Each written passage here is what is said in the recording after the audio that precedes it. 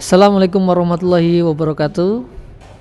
Halo semuanya, selamat datang kembali di channel saya Nurtias Official. Pada kesempatan kali ini kita akan membahas materi tentang rekonsiliasi fiskal atau koreksi fiskal ya.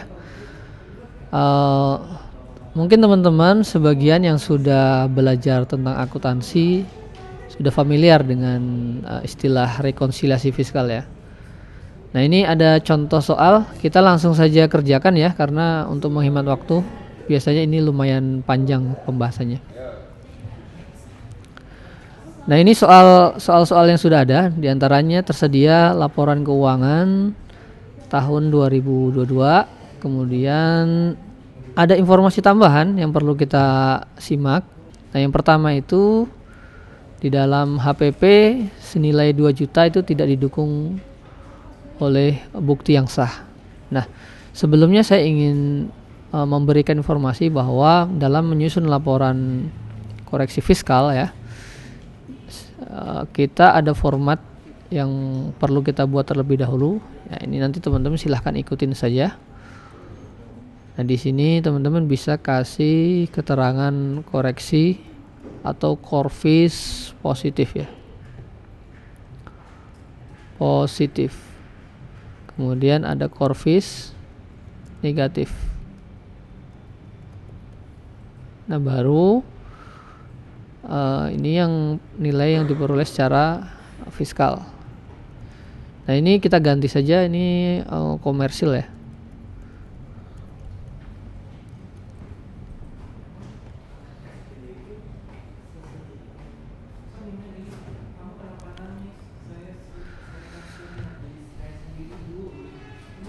Nah, ini seperti ini kurang lebihnya nanti format yang akan kita buat ya.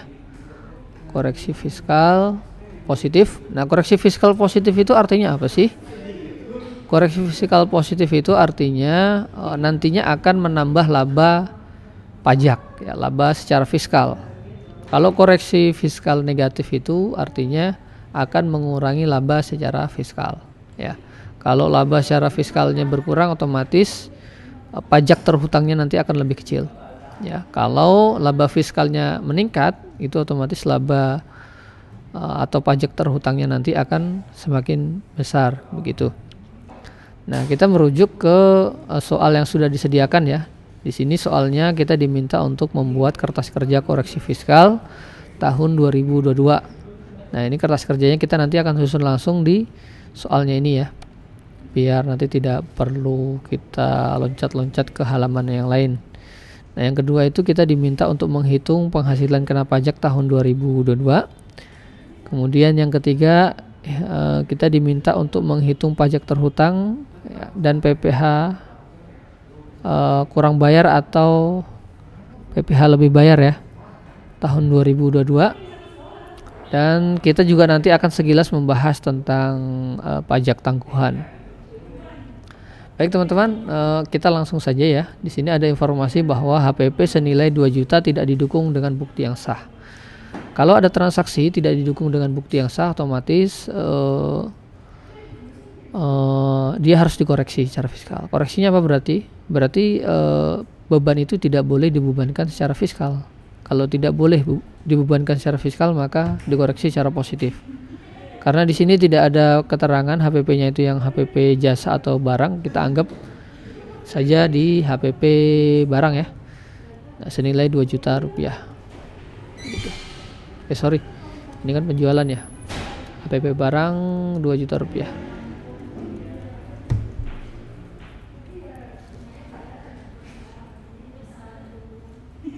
Itu teman-teman ya. Nah, sekarang kita buat rumusnya. Kalau pendapatan itu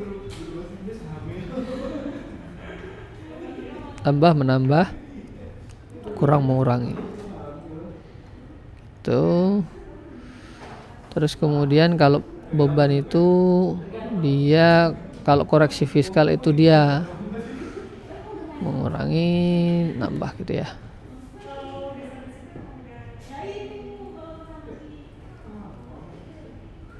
Koreksi 50 yang boleh dibebankan, oh ya.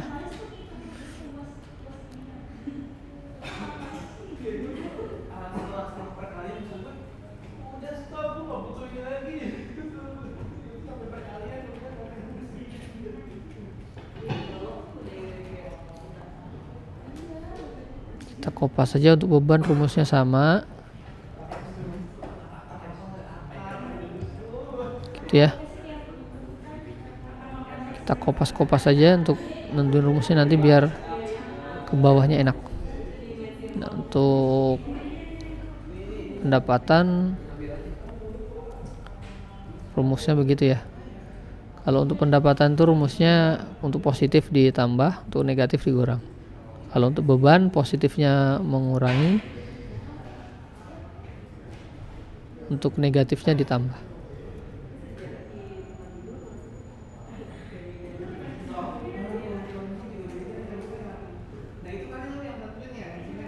Oke. Kurang lebih seperti ini untuk tahap awal. Nah, terus kemudian kita baca informasi tambahan yang kedua. Itu ada terdapat beban sewa kendaraan senilai 10 juta untuk keperluan pribadi direktur. Nah, jadi dalam laporan pajak itu tidak diperkenankan ya untuk keperluan pribadi direktur itu harus dikoreksi secara fiskal. Jadi bebannya itu harus dikoreksi 10 juta atas beban sewa kendaraan ya. 123. Kalau dia bebannya dikoreksi, otomatis nanti labanya pasti akan meningkat, ya kan? Karena kan yang diakuinya bebannya lebih kecil. Yang awalnya 60 dikoreksi 10 juta. Jadi secara fiskal yang boleh diakui hanya 50 juta. Karena bebannya berkurang, otomatis labanya pasti akan meningkat. Oke. Kemudian yang ketiga ada beban promosi tidak terdapat daftar nominatif, namun beban tersebut benar untuk 3M. Nah, ini yang harus kita perhatikan teman-teman sekalian. Kalau kita melihat misalkan biasanya itu ada kasus wajib pajak merasa bahwa beban promosinya itu memang betul-betul digunakan untuk kegiatan promosi perusahaan. Tapi ketika promosi itu dilakukan namun tidak ada daftar nominatif, maka itu tetap harus dikoreksi karena aturannya dalam PMK itu dijelaskan bahwa wajib menggunakan daftar nominatif gitu ya. Jadi ini promosi sebesar 12 juta ini harus dikoreksi secara fiskal gitu ya. Walaupun bebannya secara nyata-nyata digunakan untuk kegiatan mendapatkan, menagih dan memelihara penghasilannya gitu. Jadi jangan sampai kita ketika membuat akun beban promosi itu tidak ada daftar nominatif.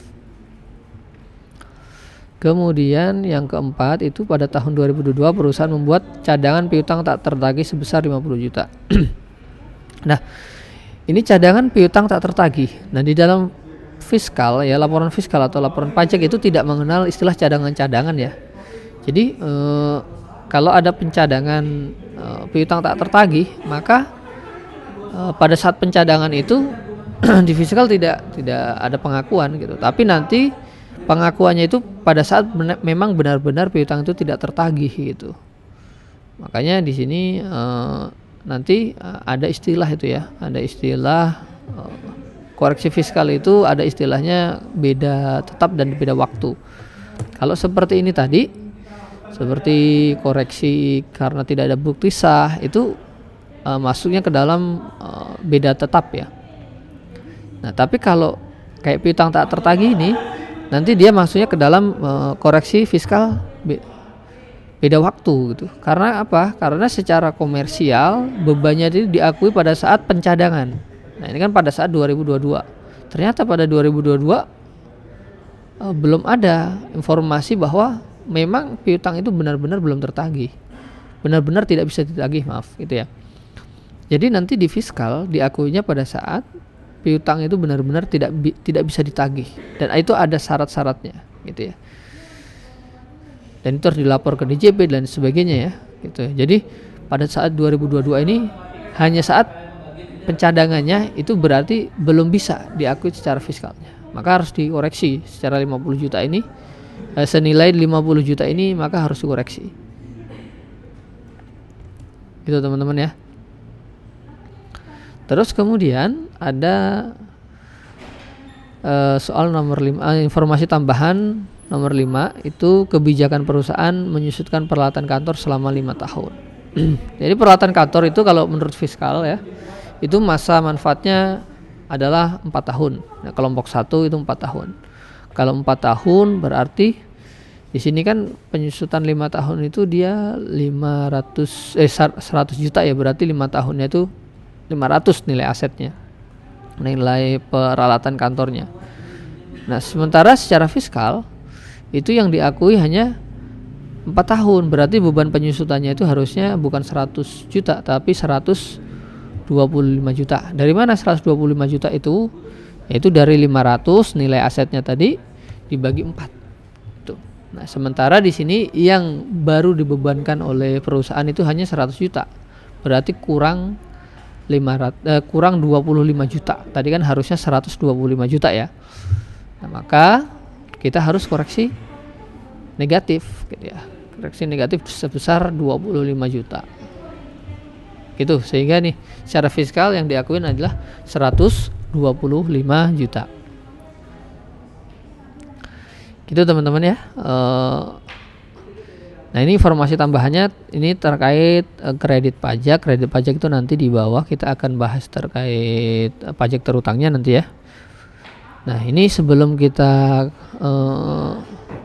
lanjut menghitung penghasilan kena pajak, kita cek dulu nih apakah ada akun-akun yang memang harus dikoreksi. Ya, ini penjualan jasa oke. Penjualan jasa, pegawai oke. Sebuah jasa oke. Nah, ini ada pendapatan sewa bangunan. Pendapatan sewa bangunan itu dia adalah pendapatan final. Jadi pendapatan final itu harus dikoreksi ya teman-teman ya. Pendapatan berarti koreksi negatif. Jadi ini tidak boleh diakuin di laporan fiskal karena sudah dihitung secara final teman-teman. Jadi nggak perlu lagi dihitung. Nah, pendapatan bunga bank juga itu final. Jadi harus dikoreksi. Gitu ya. Nah, jadi secara fiskal pendapatan sewa bangunan dan pendapatan bunga bank itu tidak boleh diakui, tidak perlu diperhitungkan lagi gitu ya. Karena dia sudah bersifat final, sebelumnya sudah dihitung. Gitu. Kalau misalkan ada pertanyaan, kalau misalkan pendapatan bunga pinjaman bagaimana? Kalau bunga pinjaman itu beda ya, karena bunga pinjaman itu tidak dikenakan PPh final, tapi PPh pasal 23. Jadi kalau ada pendapatan bunga ya nanti jangan dikoreksi gitu ya. Terus kemudian kita ke bawah. Nah, di sini ada bunga bank. Berarti ini kan ada beban bunga bank. Bunga bank tadi kan adalah pendapatan final, maka atas beban bunganya pun juga harus dikoreksi gitu yang berkaitan dengan beban untuk mendapatkan penghasilan final tadi itu juga harus dikoreksi gitu ya. Nah, ini kita koreksi sehingga tidak boleh dibebankan secara fiskal gitu ya. Nah, begini teman-teman. Nah, ini untuk koreksi fiskalnya seperti ini. Nah, nanti untuk memudahkan, karena tadi di bawah itu ada informasi kita diminta untuk menghitung menghitung pajak tangguhan ya. Maka kita perlu mengidentifikasi dulu teman-teman. Mengidentifikasi apakah ini beda tetap atau beda waktu. Karena pada pajak tangguhan itu nanti yang digunakan untuk menghitung pajak tangguhan itu hanya koreksi fiskal beda waktu ya. Beda waktu. Nah, sekarang kita identifikasi coba ya. Kita identifikasi. Ya, kita analisa aja kali ya. Satu identifikasi. Nah, untuk ini apa nih? Kalau ini beda tetap ya. Beda tetap. Ini juga beda tetap. Promosi juga beda tetap. Nah, ini tadi piutang tak tertagih itu ini beda waktu. Piutang tak tertagih ini beda waktu ya. Beda waktu karena komersil tahun 2022 bisa jadi nanti untuk realisasi benar-benar tidak tertagihnya mungkin tahun-tahun yang lain gitu. Nah, ketika tahun-tahun lain itu benar-benar tidak terrealisasi, maka ya boleh dibebankan gitu secara fiskal. Tapi memang benar-benar sudah tidak tertagih ya. Kemudian beban penyusutan. Nah, ini penyusutan ini tadi juga beda waktu karena ya hanya waktu saja. Nanti secara akumulasi penyusutannya sama, beban penyusutannya itu sama. Tapi cuma per tahunnya Kalau di komersil itu kan disusutkan 100 juta, tapi kalau secara fiskal itu harusnya 125 juta. Sehingga nanti di tahun kelima di komersilnya masih membebankan 100 juta, di fiskalnya itu tidak ada beban penyusutannya karena tadi ya beda waktu gitu ya. Nah, gitu teman-teman ya. Jadi kalau kita mau menghitung pajak tangguhan nanti harus mengetahui dulu apakah ini koreksinya beda tetap atau termasuk beda waktu gitu ya. Kalau ini pasti beda tetap ya. Beda tetap, ini juga beda tetap. Ini juga beda tetap. Gitu. Oke teman-teman, sampai sini kita lanjut. Nah, ini berarti kita sudah menjawab soal nomor 1. Ya. Nah, kita lanjut ke soal nomor 2. Ya. Sekarang kita hitung penghasilan kena pajak. Penghasilan kena pajak. Sebenarnya penghasilan kena pajak ini sudah bisa kita lihat di sini ya, ada 300 juta. Ini kan sudah kita lakukan koreksi ya. Sudah kita lakukan koreksi.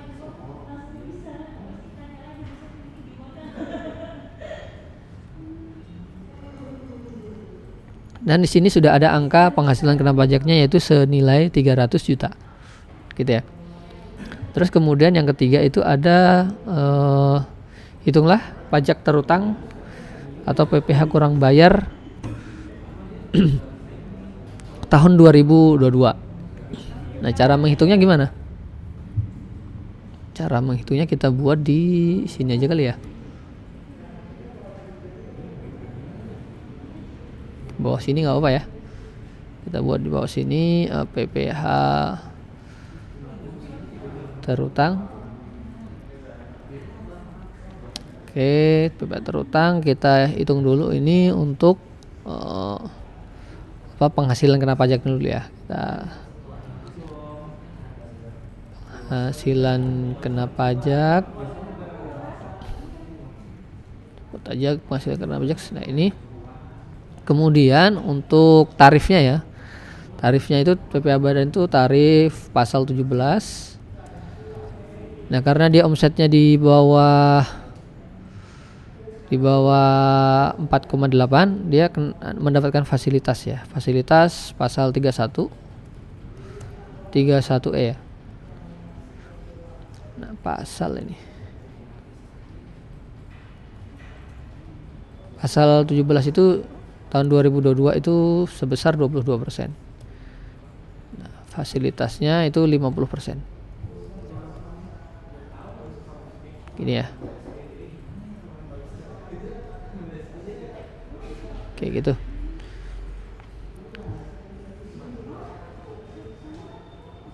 Jadi kita total ya. Total PPh terutangnya. PPh terutangnya tinggal kita kalikan saja. 300 dikali 22% dikali 50%. Nah, gini ya. Jadi piutang Jadi PPh terutangnya itu sebesar 33 juta.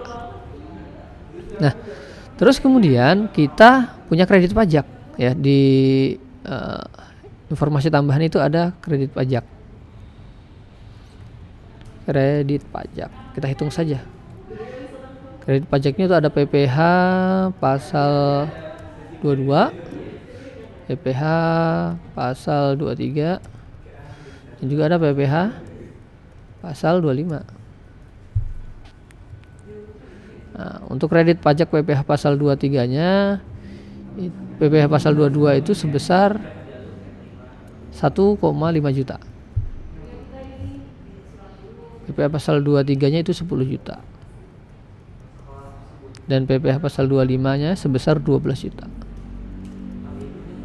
Gitu ya. Berarti total kredit pajaknya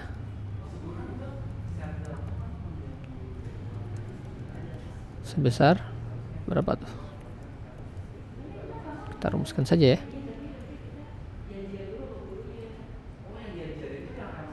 Gitu ya.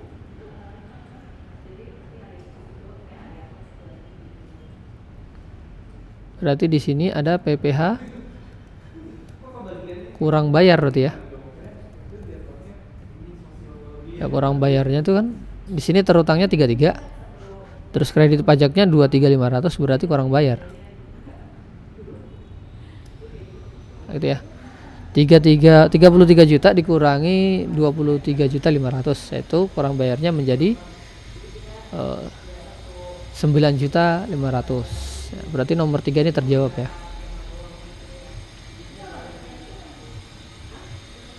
Kemudian yang soal nomor 4 itu tentukan aset atau kewajiban pajak tangguhan yang muncul pada tahun 2022. Nah, ini kita hitung saja teman-teman. Pajak tangguhan ya. Pajak tangguhan itu pertama tadi itu ada kita cari dulu tadi dari beda waktu ya. Beda waktu kan ada 2 ya. Ada ini dan ini ya. Yaitu dari beban piutang tak tertagih dan amortisasi. Kita hitung aja dah.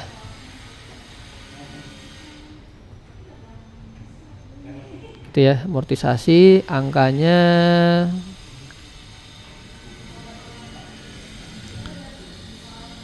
tadi itu piutang tak tertagih itu 50. Nah, amortisasi itu tadi kan koreksinya negatif ya. Kalau yang beban penyusutan dan kalau piutang tak tertagih tadi itu koreksinya positif. Kalau beban penyusutan dan amortisasi tadi koreksinya negatif, gitu ya. Sehingga dikurangi saja. Koreksi beban penyusutan amortisasi yang negatif itu sebesar 25 juta. Nah, gitu ya. Ini biar kelihatan kita ganti dulu.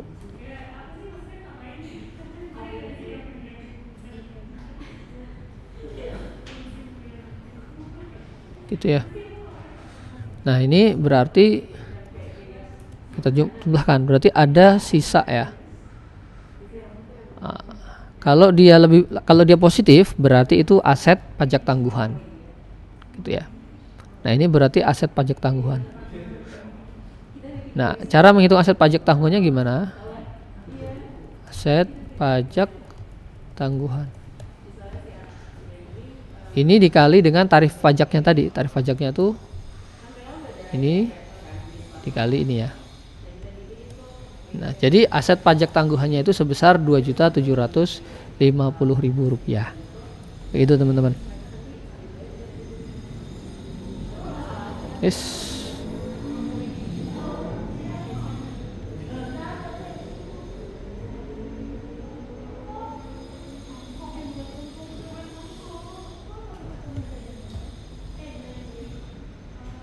Gitu ya. Oke, untuk soal nomor 4 sudah terjawab. Dan yang terakhir, buatlah jurnal dari aset kewajiban atau kewajiban pajak tangguhan tahun 2000. Nah, ini kita buat jurnal akuntansi secara keseluruhan aja ya. Sekalian biar nanti kalau pada saat mau bayar itu kita tahu jurnal akuntansinya, kita buat aja semuanya. Jurnal akuntansinya itu teman-teman tinggal pertama itu debitnya itu beban,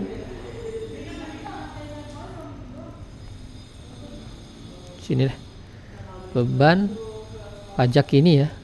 Beban pajak ini itu artinya ya yang timbul dari laporan keuangan tersebut ya. Terus kemudian ada aset pajak tangguhan. Nah, lawannya aset pajak tangguhan itu adalah penghasilan pajak tangguhan.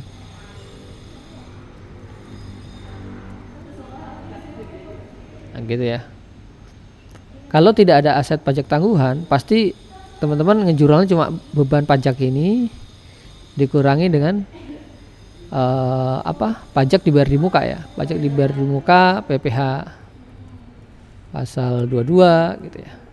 Pajak dibayar di muka PPh pasal 23, pajak dibayar di muka PPh pasal 25 gitu ya.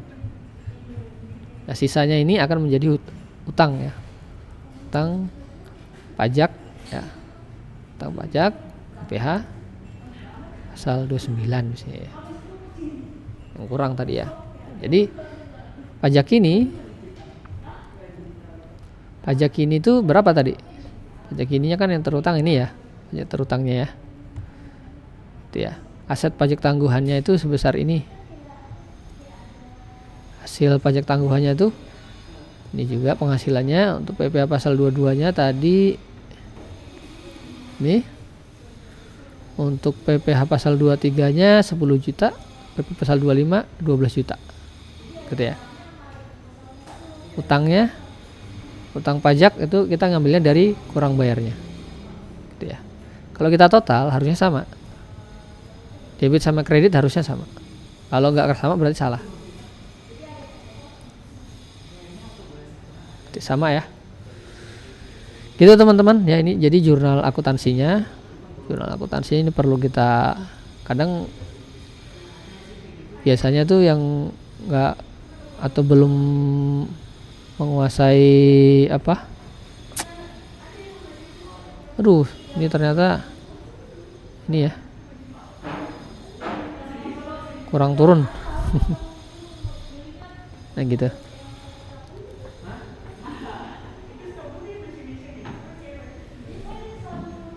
Nah gitu kurang lebih ya teman-teman ya. Jadi ini jurnal akuntansinya. Baik teman-teman, itulah materi tentang rekonsiliasi fiskal atau koreksi fiskal dan sekilas pembahasan terkait pajak tangguhan. Mungkin nanti kita akan bikin seri khusus tentang pajak tangguhan ya, biar kita lebih mudah lagi dalam memahami dan membuat jurnal pajak tangguhan. Demikian mungkin yang bisa saya sampaikan, kurang lebihnya mohon maaf. Assalamualaikum warahmatullahi wabarakatuh.